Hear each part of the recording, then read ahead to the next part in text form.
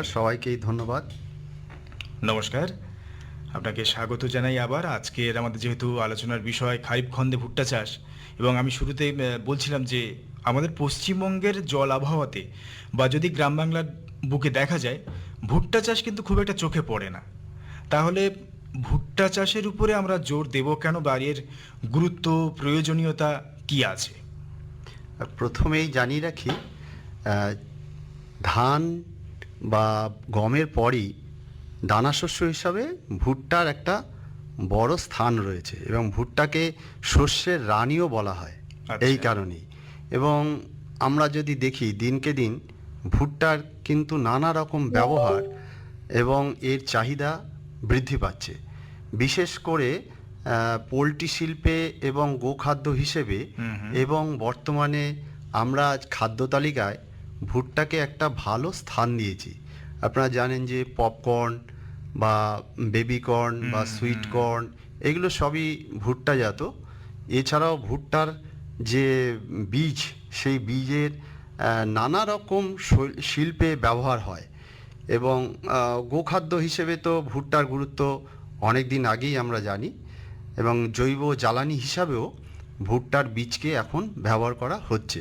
আচ্ছা। তবে আপনি যেটা প্রথমেই শুরু করলেন, যে ভুট্টা চাষের এলাকা পশ্চিমবঙ্গের নিরিখে যদি আমরা দেখি, হুম হুম। তাহলে দক্ষিণবঙ্গের তুলনায় উত্তরবঙ্গে ভুট্টা চাষের এলাকা অনেকটাই বেশি। আচ্ছা। এবং উত্তরবঙ্গের দিনাজপুর, দুটো দিনাজপুরে, জলপাইগুড়িতে, মালদহ, এই ধরনের জায়গা জেলাগুলোতে ভুট্টা চাষের এলাকা কিন্তু অনেক বেশি বেড়েছে। এবং বিগত 4-5 বছরে যদি আমরা রাজ্যের ভুট্টা চাষের এলাকার কথা ভাবি, হুম। তাহলে এই এলাকাটা প্রায় 4-5 গুণ বৃদ্ধি পেয়েছে এবং দ্রুত বৃদ্ধি পাচ্ছে।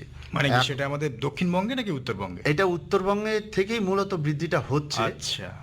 এবং এর এলাকা প্রায় 4 লক্ষ হেক্টরের মতন এখন আমাদের রাজ্যে রয়েছে। হুম। এবং আমরা যদি 10-12 বছর আগেও দেখি, সেখানে 1 লক্ষ হেক্টরের কাছাকাছি এই এলাকাটা ছিল। হুম। কাজেই ভুট্টা চাষ যে খুবই জনপ্রিয় সেটা এতেই বোঝা যায়। এবং এই দক্ষিণবঙ্গেও আস্তে আস্তে ভুট্টা আমাদের শস্য পর্যায়ে একটা স্থান করে নিচ্ছে।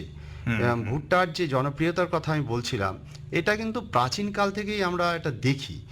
যেমন হচ্ছে ভুট্টার আটার জনপ্রিয়তা, তারপরে কর্ন সিরাপ, মিষ্টি শরবত, বিভিন্ন খাদ্যের সঙ্গে কিন্তু বহুকাল থেকেই ব্যবহার করা হয়। ভুট্টার তেলকে আবার এখন ভোজ্য তেল হিসাবে ব্যবহার করা আছে। শিল্পক্ষেত্রে ভুট্টাকে বর্তমানে কয়েকটা শিল্প, বিশেষ করে প্লাস্টিক শিল্প, আঠা তৈরি, অন্যান্য রাসায়নিক তৈরিতে এর কিন্তু ব্যাপক ব্যবহার শুরু হয়েছে। আচ্ছা। ভুট্টার যে ফল, কব, হুম। ভেতরে যেটা সাদা দণ্ডের মতন ফলের মধ্যে আমরা হুম, হুম, পাই, হুম, হুম। সেটা আবার ফিল্টার হিসাবে ব্যবহার করা হয়। বিয়ার, মদ, যেগুলো খুবই বাণিজ্যিকভাবে পানীয় হিসাবে ব্যবহার হয়, সেগুলো ভুট্টার একটা বড় ভূমিকা রয়েছে। ভুট্টাই একমাত্র ফসল যেটা বিভিন্ন জলবায়ুতে এবং কম বৃষ্টিপাতযুক্ত এলাকায় চাষ করা সম্ভব। আবার দেখুন, যারা সুগার রোগী, এখন যাদের ডায়াবেটিস আছে, হুম, হুম। তাদের কিন্তু বেবিকর্ন খেতে বলা হয়। এটাও একটা তার হচ্ছে ব্যবহারের দিক। এবং ভুট্টার যে পুষ্প মঞ্জুরি আছে, যেটা সিল্কের মতন আমরা দেখি ভুট্টা ফলের মধ্যে, হুম, হুম। সেটা কিডনি, মূত্রনালীর নানা সমস্যায় ওষুধ হিসাবে কিন্তু ব্যবহার করা হয়। আচ্ছা, এছাড়াও উচ্চ রক্তচাপ, লিভার, বাইলের সমস্যা, এগুলোতেও ভুট্টার ওষুধ হিসাবে ব্যবহার করতে আমরা দেখি। আবার ভুট্টার শেকড় থেকে নানা রকম ঔষধি তৈরি হয়, যেগুলো রোগ প্রতিরোধ করতে পারে। দীর্ঘদিন ধরেই ভুট্টা ফসলের নির্যাস, পেটের ক্ষত, বমি, অন্যান্য ক্ষত নিরাময়ে ব্যবহার করা হয়। তাহলে দেখুন, ভুট্টা যেমনি আমাদের খাদ্য হিসাবে একটা গুরুত্বপূর্ণ ঠিক, ভূমিকা ঠিক। পালন করে, তেমনি কিন্তু বিভিন্ন রোগের ক্ষেত্রেও এর একটা বড় ভূমিকা, প্রতিরোধের বড় ভূমিকা পালন করে। তার মানে আমরা যদি খুব চলতি কথায় বলি যে একই রঙে এত রূপ। একদম। মানে ভুট্টা শুধুমাত্র যে খাবার হিসেবে ব্যবহার করা যাবে তা নয়, তার মেডিসিনাল ভ্যালু প্রচুর। একদম। তাহলে কৃষক বন্ধুরা যারা আজকের আমাদের অনুষ্ঠান শুনছেন এবং যারা ভাবছেন যে ভুট্টা চাষ কিভাবে করব বা কেমন তার লাভজনক দিক রয়েছে, সঞ্জয়বাবু তো বললেন। আশা করছি আপনারা বুঝতে পারলেন ভুট্টার গুরুত্বটা কতটা অপরিসীম। আপনারা এগোতেই পারেন। এবার কিভাবে এগোবেন তার জন্য পরপর আমরা আসছি, সেটা আপনারা শুনতে থাকুন। আশা করি অনেক কিছুই জানতে পারবেন আজকের অনুষ্ঠান থেকে। সঞ্জীববাবু, তাহলে মোটামুটি গুরুত্ব অপরিসীম তো এটা তো আমরা বুঝতেই পারলাম। এবারে যারা চাষ করবেন বা যে সমস্ত বন্ধুরা চাষ করছেন তাদেরকে একটু আরও যদি উন্নতভাবে আমরা বলতে পারি যে কেমন করে মাটি তৈরি করবেন, তারপর কেমন আবহাওয়া, কী ধরনের পরিবেশ প্রয়োজন ভুট্টা চাষের ক্ষেত্রে, সে ব্যাপারে যদি একটু আলোকপাত করেন। আর ভুট্টা দেখুন মূলত গরমের ফসল। হুম। এটা তবে আমাদের রাজ্যে শীতকালেও ভুট্টা হয়। ভুট্টা তিনটে ঋতুতেই আমাদের রাজ্যে চাষ করতে পারি। একটা হচ্ছে প্রাক খরিফ, খরিফ এবং রবি। হুম। তবে বেশিরভাগটাই আমরা প্রাক খরিফেই আমাদের উত্তরবঙ্গেতে চাষ হয়ে থাকে। খরিফ খন্দেও চাষ করা সম্ভব, যেখানে বৃষ্টিপাতটা একটু কম আছে। যে যে জায়গাগুলোতে পশ্চিমাঞ্চলে যেখানে বৃষ্টিপাতের পরিমাণ কম, সেখানে আমরা ভুট্টাকে আমাদের শস্য পর্যায়ে অন্যতম একটা খাদ্যশস্য হিসাবে সংযোজন করতে পারি।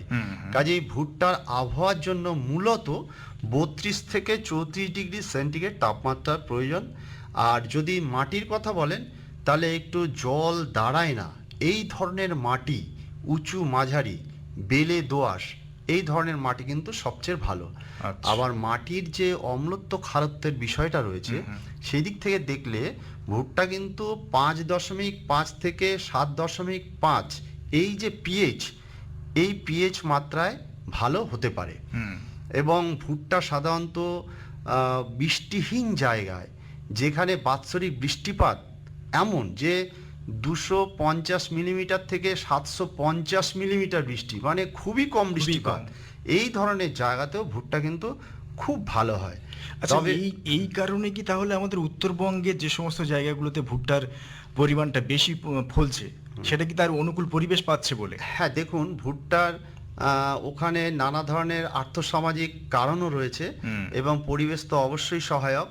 ওখানে প্রাক খারিফে বেশি ভুট্টা চাষ হয়ে থাকে। ওই সময় সাধারণত সেচের জলটা ভালো পায় এবং উত্তরবঙ্গের যে জেলাগুলোতে ভুট্টা চাষ সবচেয়ে বেশি হয়, সেখানে মাটির ভূপ্রকৃতি অনুকূল এবং জল একদম ওখানে দাঁড়ায় না, কারণ ভুট্টা তো জল সহ্য করতে পারে না। জল যদি দাঁড়িয়ে যায় তাহলে ওখানে ভুট্টা ঠিক মতন চাষ হবে না। নিকাশি ব্যবস্থাটা ভুট্টার জমিতে কিন্তু ভালো থাকা দরকার।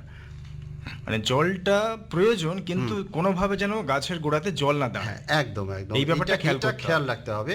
এবং ভুট্টা চাষ দেখুন 21 থেকে 30 ডিগ্রি সেন্টিগ্রেড এই তাপমাত্রাটাই কিন্তু ভালো হবে, এটা খেয়াল রাখতে হবে। তবে রাতের তাপমাত্রা 14 ডিগ্রি পর্যন্ত যদি হয়, তাতেও কোনো অসুবিধে নেই। কাজেই ভুট্টা বৃদ্ধির জন্য এই যেমন তাপমাত্রা এবং মাটির দরকারের কথা বললাম, তার সঙ্গে ভালো সূর্যালোক প্রয়োজন। আচ্ছা। ছায়ায় ভুট্টা কিন্তু ভালো হবে না। আবার যদি বরফ হয়, বৃষ্টিপাত বেশি হয়, হ্যাঁ, শিলাবৃষ্টি হয়, তাহলে ভুট্টার সমস্যা ক্ষতি হবে। বেশ। আচ্ছা, মোটামুটি কেমন আবহাওয়া, মাটি প্রয়োজন সেগুলো তো জানলাম। এবারে প্রত্যেকটা জাতের, প্রত্যেকটা ক্ষেত্রে আর কি শস্যের একটা উন্নত জাত যদি পাওয়া যায়, তাহলে বোধহয় ফলনের দিক থেকে কৃষক বন্ধুরা অনেকটা লাভবান হবে। এমন কিছু উন্নত জাত বা বিভিন্ন জাত যদি নির্বাচন করা যায়। আচ্ছা, এখানে বলি যে ভুট্টার নানা জাত নানা কারণের জন্য উদ্ভাবন হয়েছে। সাধারণত ভুট্টা কয়েক রকমভাবে আমরা ভুট্টাকে ভাগ করি, যেমন ডেন ভুট্টা, তারপরে ফিল্ড ভুট্টা, তারপর আটা তৈরি করার জন্য ভুট্টা, মিষ্টি ভুট্টার দানা, যেটা আমরা সাধারণত তরকারিতে বা এমনি স্যালাড হিসাবে খেয়ে থাকি, পপকর্ন, এটাও স্যালাড হিসাবে খেয়ে থাকি। হ্যাঁ, ওয়াক্সি ভুট্টা, এই ধরনের কিছু ভুট্টা আমরা দেখতে পারি। কিন্তু জাত, উচ্চ ফলন, রোগ পোকা দমন সহনশীল, খাদ্যগুণ বৃদ্ধির উপযুক্ত করেও কিন্তু বিজ্ঞানীরা ভুট্টার নানা রকম জাত উদ্ভাবন করেছে। এর মধ্যে যেটা বলতেই হয় সেটা হচ্ছে কোয়ালিটি প্রোটিন মেজ, অর্থাৎ এই ভুট্টাতে প্রোটিনের মাত্রা বেশি থাকার জন্য এর কিন্তু বাজারে এবং মানুষের মধ্যে এর চাহিদা অত্যন্ত বৃদ্ধি পাচ্ছে। আচ্ছা, এবার আমি বলি যে নির্দিষ্ট গুণের কতগুলো জাত যেটা খুব ফলন বেশি দেয়, মানে উচ্চ ফলনশীল যে জাতগুলো, তার মধ্যে কয়েকটা আমরা উল্লেখ করতে পারি, যেমন Ganga hybrid 1, Ganga hybrid 110, Deccan hybrid, এগুলো খুব ফলন দেবে, আপনার ভালো ফলন দেবে। এগুলো বাজারে এই ধরনের বীজগুলো আপনি পেয়ে যাবেন। একে হাইব্রিড বা অতি উচ্চ ফলনশীল আমরা বলি। আচ্ছা। আর একটা জাত হচ্ছে কম্পোজিট জাত। কম্পোজিট জাত মানে সাধারণ অবস্থায় যে ভুট্টা, সাধারণ ভুট্টা আমরা চাষ করি সেইগুলো, এগুলো কম্পোজিট আমরা বলি। যেমন কিষান কম্পোজিট, অম্বর, বিজয়, বিক্রম এই নামে কিন্তু এগুলো পাওয়া যায়। আমি যেটা প্রথমে বললাম যে কোয়ালিটি প্রোটিন মেজ, অর্থাৎ যে ভুট্টার মধ্যে প্রচুর পরিমাণে প্রোটিন পাচ্ছি, যেটা পশু খাদ্য হিসাবে বা মানুষের খাদ্য হিসাবে ব্যবহার করা হয়, এর মধ্যে লাইসিন এবং ট্রিপ্টোফেন জাতীয় দুটো অ্যামিনো অ্যাসিড আছে, প্রোটিন আছে, যেগুলো খুব উপকারী।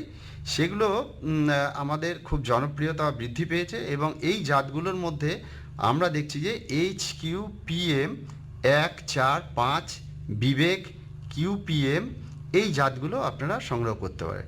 বেবিকর্নের কথা বলেছি, বেবিকর্ন খুব ছোট অবস্থায় কেটে নেওয়া হয়, কচি থাকে, কাঁচা খাওয়া যায়। আর পশু খাদ্যের জন্য আবার আরেক ধরনের ভুট্টা চাষ করা হয়, যেন গবাদি পশু, গরু খাওয়ার জন্য হয়। কিন্তু এইবার আমি যদি দিনের কথা, কত দিনের ফলন সেটা যদি আমি ভাগ করি, তাহলে 3 ভাগে আমরা পাই। একটা হচ্ছে জলদি জাতের, একটা মাঝারি জাতের, একটা নাভি জাতের। যেগুলো ধরুন 78 দিন থেকে 85 দিনের যে জাতগুলো, সেগুলো হচ্ছে জলদি জাত, যেমন ডেকান 109, প্রকাশ। আবার মাঝারি মেয়াদি যেগুলো 85 দিন থেকে 95 দিনের জাত, ডেকান 107, রঞ্জিত, গঙ্গা, সফেদ এই জাতগুলো। আবার একটু দীর্ঘমেয়াদী যে জাতগুলো আছে সেগুলো হচ্ছে 95 থেকে 125 দিনের, এটা হচ্ছে প্যাক, PAC 740, ডি কোর্স 9018 এই ধরনের রাজকুমার কয়েকটি জাত আমরা খুব বাহ। ভালো ফল পেয়েছি। মানে মোটামুটি খাবারের ধরন অনুযায়ী, হুম। আবার তাদের ফলনের গড় আয়ু মানে কত দিনের, সেই অনুযায়ী আপনি অনেকগুলো জাতের কথা বললেন। হ্যাঁ, এবারে আমাদের কৃষক বন্ধুদেরকে বাঁচতে হবে যে তিনি কি জাত চাষ করতে চলেছেন, সেইভাবে জাত নির্বাচন করতে হবে। উপযুক্ত হবে উনি বেছে নিতে ঠিক পারবেন। ঠিক। আচ্ছা, মোটামুটি আমরা তো বীজ একটা নির্বাচন করে ফেললাম, জাত একটা নির্বাচন করলাম। এবারে এই যে জাতগুলো নির্বাচন করলেন বা চারাগুলো তিনি বসাবেন, তার আগে তো একটা বীজ শোধনের বড় ভূমিকা রয়েছে প্রত্যেকটা ক্ষেত্রে, সে যাই চাষ করি না কেন। এক্ষেত্রে বীজ শোধন করবেন কিভাবে? দেখুন, যে কোনো ফসলেরই যেমন বীজ শোধনের একটা দরকার হয়, ভুট্টারও বীজ শোধন অবশ্যই করতে হবে। এবং তার আগে বলে নিই যে ভুট্টা যে লাগানোর সময়টা খারিফ খন্দে, যেহেতু আমরা রয়েছি এখন খারিফ খন্দে, আমরা জুন মাসের প্রথম থেকে জুলাই মাসের প্রথম, এবং কোনো কোনো ক্ষেত্রে যেগুলো খুব জলদি জাত, অল্প দিনে হয়ে যেতে পারে, সেগুলো আগস্ট পর্যন্ত আমরা আমাদের এই দক্ষিণবঙ্গে লাগাতে পারি। আচ্ছা। কাজেই যে জমি যেখানে আপনার প্রচলিত ফসল হচ্ছে না, ধান হচ্ছে না বা অন্যান্য ফসল করতে পারছেন না, জমি ফাঁকা পড়ে রয়েছে, সেই জমিতে কিন্তু আপনি ভুট্টাকে অবশ্যই চাষ করতে পারেন। এবার বীজ শোধনের ক্ষেত্রে আমরা নানা ধরনের রাসায়নিক বীজ শোধনের জন্য রয়েছে। হ্যাঁ, তার মধ্যে ক্যাপ্টেন 75% 2.5 গ্রাম প্রতি কেজি বীজের সঙ্গে মিশিয়ে শোধন করতে হবে, অথবা ভিটাভেক্স 2.5 গ্রাম ব্যবহার করতে পারেন। আর জৈবিকভাবে আপনি ট্রাইকোডার্মা ভিরিডি 5 গ্রাম প্রতি কেজি বীজের জন্য ব্যবহার করতে পারেন। এবং একটি হাঁড়ির মধ্যে, মাটির হাঁড়ির মধ্যে 1 কেজি বীজ নিয়ে সেই বীজের মধ্যে ওই পাউডার জাতীয় যে ছত্রাকনাশক এবং শোধনের জন্য আমরা বলছি যে ওষুধগুলোর কথা, সেগুলো ব্যবহার করতে হবে। এইভাবে আপনি বীজটা শোধন করা যেতে নিতে পারে। পারবেন। হ্যাঁ। এবারে যখন বীজ জমিতে এবার বুনবেন, বীজ শোধন করে ফেলেছেন, এবারে জমি তৈরির একটা ব্যাপার রয়েছে, সেই সঙ্গে গাছ কত দূরত্বে হবে বা কিভাবে চাষ করবেন, সেই ব্যাপারটা যদি একটু বলেন। হ্যাঁ, এটা খুবই একটা প্রাসঙ্গিক ব্যাপার যে জমি তৈরি করা কিভাবে। জমিতে প্রথমেই দেখতে হবে মাটি পরীক্ষা হয়েছে কিনা। যদি মাটি পরীক্ষা হয়ে থাকে, তাহলে জমিতে কতটা সার দিতে হবে সেটা তার থেকে আপনি সয়েল জানতে হেলথ পারবেন। কার্ড যেটা আছে সেখান থেকে আপনি জানতে পারবেন।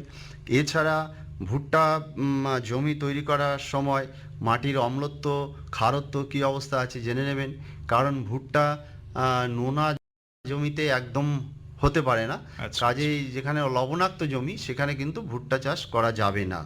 আবার যেখানে বেশি অম্লত্ব আছে, সেই অম্লত্ব একটু শোধন করে নিতে হবে। বিঘে প্রতি 60 কেজি কলি চুন ভালো করে ফুটিয়ে গুঁড়ো করে সেই পাউডারের মতন পুরো জমিতে সমানভাবে ছড়িয়ে দিতে হবে, কোনো জায়গায় যাতে বেশি চুন না পড়ে। তাহলে এর যে মাটির যে অম্লত্ব ভাবটা সেটা কেটে যাবে। মানে আমাদের অম্বল হলে যেমন খাদ্য হজম হয় না, গাছেরও মাটির যদি অম্বল হয় গাছ খাদ্য সেখান থেকে নিতে পারে না। কাজে অম্লত্বটা আপনাকে ঠিক করে নিতে হবে, তারপর গভীরভাবে লাঙল দিয়ে চাষ করতে হবে। যেহেতু ভুট্টার শেকড় প্রায় 6 ইঞ্চির নিচে যায়, সেই জন্য এটা গভীরভাবে চাষ করার দরকার আছে। শেকড়টা যাতে চারিদিকে ছড়াতে পারে, মাটি ঝুরঝুরে হতে হবে, লেবেল হতে হবে।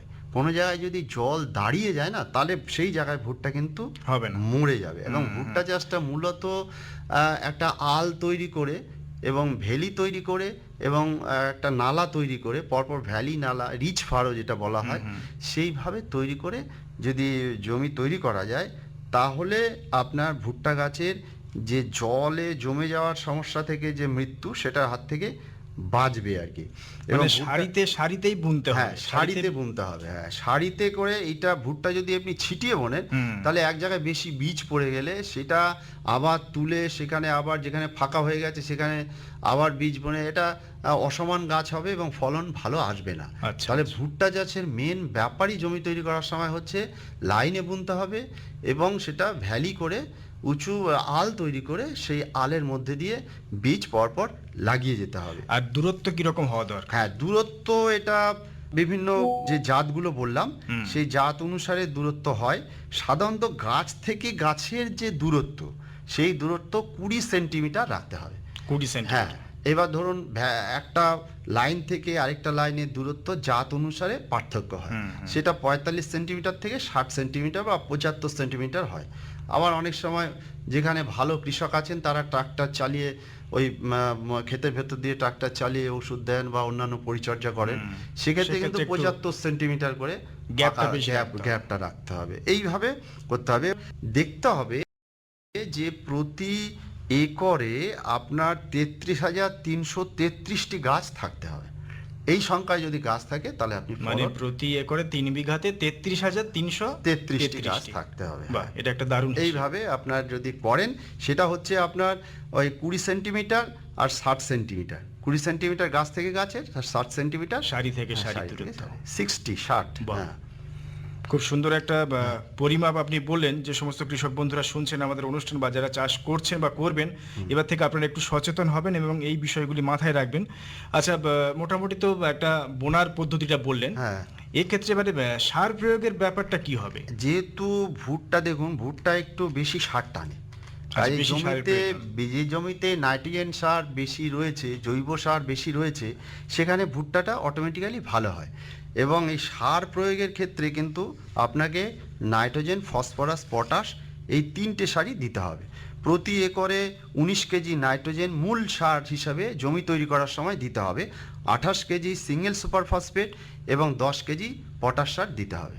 আচ্ছা। আবার চাপান হিসাবে 45 দিনের মাথায়, এবং যেগুলো নাবি জাত সেগুলো একটু পরে 75 দিনের মাথায় একটু চাপান সার নাইট্রোজেন, মানে বিশেষ করে 19 কেজি আবার ইউরিয়া দিয়ে নাইট্রোজেন, 19 কেজি নাইট্রোজেন দেবেন, যেটা ইউরিয়ার মাধ্যমে দিতে হবে। আবার 9 কেজি পটাশ, যেটা আপনার মিউরেট অফ পটাশ হিসাবে দিতে হবে। এই দিলে মোটামুটি সারের ঘাটতি পূরণ হবে। এছাড়াও কতগুলো জৈব সার, যেটা জৈব সারটা জমি তৈরি করার সময় দিয়ে নিতে হবে। জৈব আচ্ছা, সার সেটা হচ্ছে যখন প্রথমে জমিটা তৈরি করছে। হ্যাঁ, 2 টন মিনিমাম জৈব সার প্রতি একরে দিলে ভালো হয়। এতটা তো কৃষক জোগাড় করতে পারেন না, কিন্তু যতটা আপনি জোগাড় করতে পারবেন জৈব সার আপনাকে প্রয়োগ করতে হবে। এবং তার সঙ্গে যদি জীবাণু সার কিছু দেন, যেমন অ্যাজোস্পাইরিলাম একটা খুব গুরুত্বপূর্ণ জীবাণু সার, সেই জীবাণু সার যদি জৈব সারের সঙ্গে মিশিয়ে আপনি প্রয়োগ করেন, তাহলে গাছ প্রাকৃতিকভাবে কিছু নাইট্রোজেন খাবার পাবে। এছাড়া ট্রাইকোডার্মা ভিরিডি যদি দেন, তাহলে গোড়া পচা যে রোগ, সেই গোড়া পচা রোগের হাত থেকে কিন্তু আপনার ভুট্টাটা বাঁচবে। কাজে এই জৈব সারের সঙ্গে এগুলো মিশিয়ে যদি প্রয়োগ করেন তাহলে উপকার পাবেন।